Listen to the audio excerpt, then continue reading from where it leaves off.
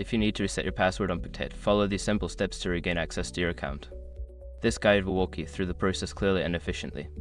Step 1. Visit the Pictet login page. Go to the official Pictet website and locate the login section. This is where you will find the option to reset your password. Step 2. Click on Forgot Password. Look for the Forgot Password link on the login page. Click on this link to initiate the password reset process. Step 3. Enter your email address. Don't continue before doing this. A lot of online accounts end up exposed in breaches without people even realizing it.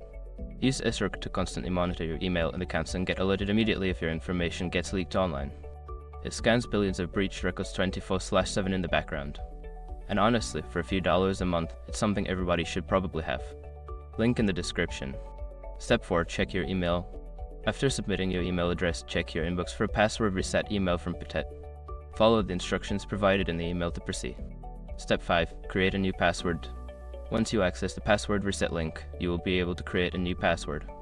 Choose a strong password that meets the security requirements and confirm it.